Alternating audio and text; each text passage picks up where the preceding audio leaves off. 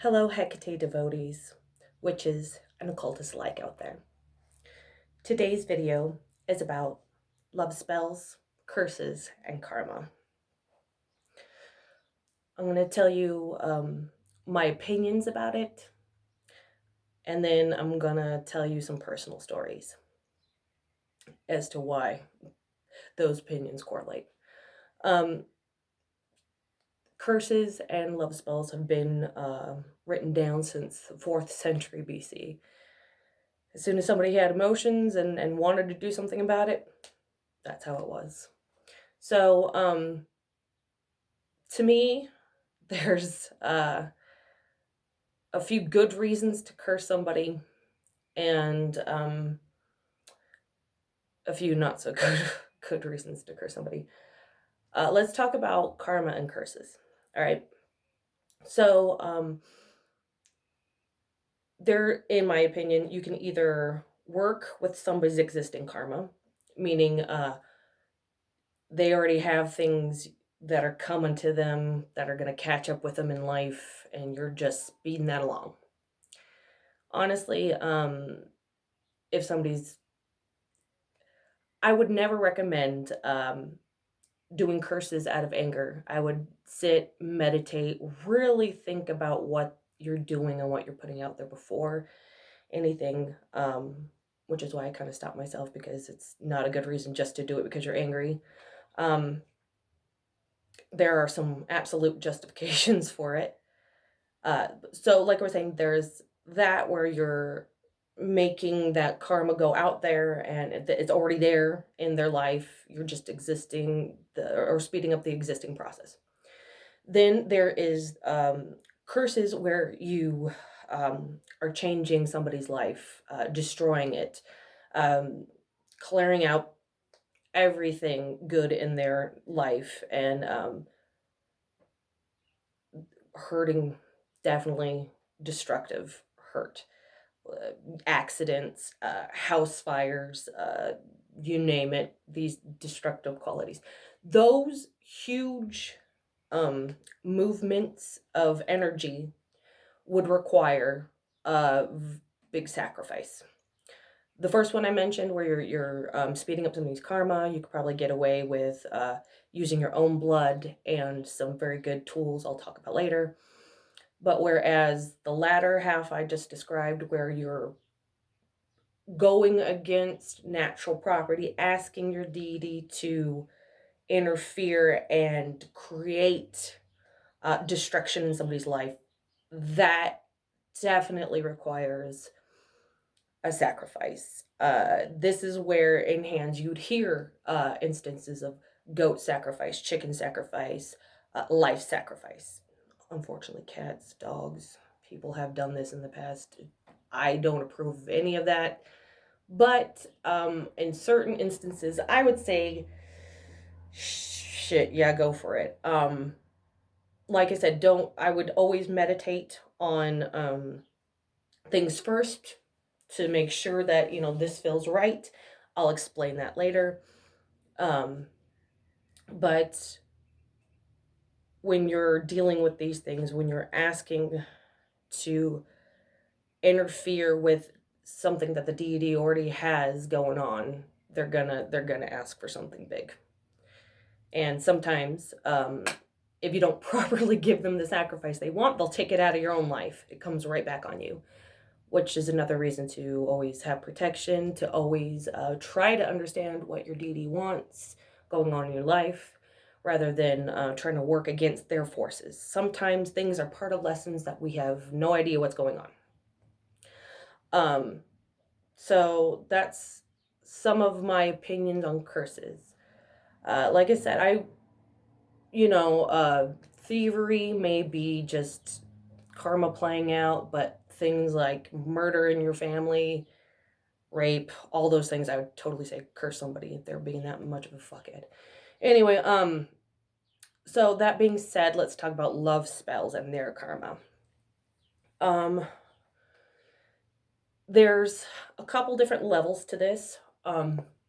There's the using a love spell to attract your perfect partner You're not putting any labels on a specific person, but you're asking for the deity to come in and show you the right person. That to me, I would say, is not so bad on the karma scale. You're asking to be shown something rather than taking. Um, I would say that would be a little bit more favorable. Then there's the level of interfering, where you see somebody you love or that you're infatuated with, lusted with, and you get the idea that they might have the same feelings. So you say, okay, I'm going to tweak this situation. I'm going to ask for that favoritism of that person. You're starting to play against free will at this point. And of course, the worst type of love spells out there is where you are purposely breaking up a relationship or going against the person's free will. Where I can't sleep without so and so. He's married. Let's break up his family and make him fall in love with me. That bullshit never flies, because you are literally going against the grain of somebody's life. And when you're working that kind of love spell, again, it's much like the curse, where if you're gonna ask to interfere with somebody's energy and things going on, you're gonna have to sacrifice something great. Um, could be your family decides to never talk to you again. I say she because I work with Hecate, but deities always, if you want to go against their grain, they're gonna demand something. Uh, these are just my personal opinions and things that I've seen over time through talking to other occultists and my own personal opinion. I mean, things that I've experienced.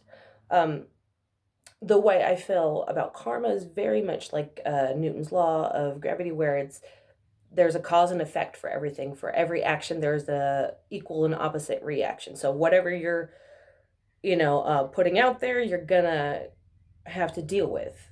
I mean, these energies, yes, there's things that are already in play at times, and you're like, okay, well, I'm just gonna go with that play and put my own spin on it, and that's fine. Now that I talked about the different types, um, let's talk about some instruments used, and then I'll tell you my personal stories. So, with curses, I'm just gonna list some tools. Hopefully, it'll give you some inspiration, ideas of things. Get those gears flowing. Photos of the person, hair of the person, your own personal blood. It's hard to get blood from somebody else, but if you're, let's say, cursing your own bloodline or somebody that's done you wrong, that works. Um, Copper, coffin nails, grave dirt. I use grave dirt in everything, including, like, if I was gonna do a love spell, not that I ever have. Well, we'll get to that in a minute. Anyway, if I was gonna, even then, I would use my own ancestors. Grave dirt is the point I'm trying to make of your family helping you out. But as far as curses go, they also can help you out in the instance. Sending your ancestors to help a situation always is beneficial to your bloodline. Anyway, I'm babbling. Curses, more things, poppets, making a fetish out of the person. Alcohol, always, if you're gonna do anything with underworld deities or spirits that are darker energies, alcohol and tobacco is really good for use. Spit, your own spit, saliva. If you're cursing somebody and that's classic, just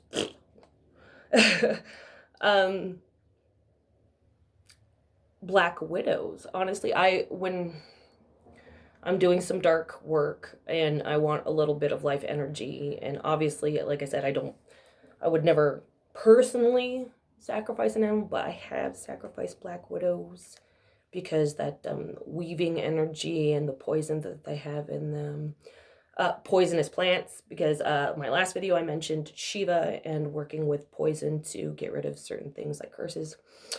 And of course, like I said, sacrifices, which I don't recommend either. But to each their own. I get it. We all work differently. So some tools to use for love spells. Sweet things. Candies, honeys, sugars.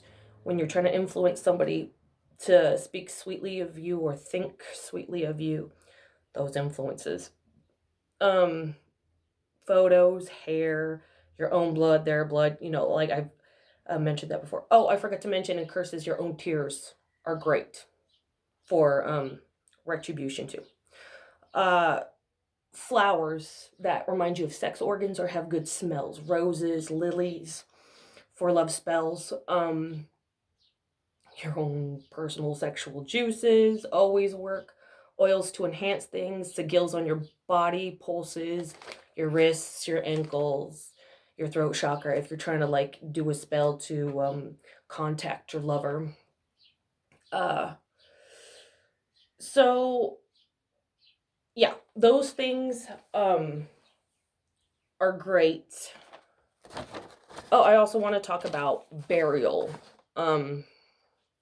Sometimes in curses you would bury your curse. You're putting it into the ground, you're letting it go. Love spells also you can bury for growth. So I thought that was fascinating that both have that aspect of one is for renewal and one is for letting go. So let's talk about my own personal experiences. I almost tripped myself up. I have done a love spell once. It was a very long time ago. I was 17, and my sister worked at an apartment complex. And I was in love with this bad boy. And he wanted nothing to do with me because I was too young. I was jailbait. Good for him. But I'm a determined woman, so I thought, oh well, let's see where this goes. So I had a little book of Gypsy Romichelle curses and love spells. So I did a love spell on him, and it worked, unfortunately. So then the next 3 years, because I didn't know what kind of person he was, and I thought, oh, let's just bind myself to this person, it was hell. He was abusive emotionally, physically, not just cheated on me, had a whole other life. And every time I try to get away, he'd show back up and it'd just start the whole process all over again.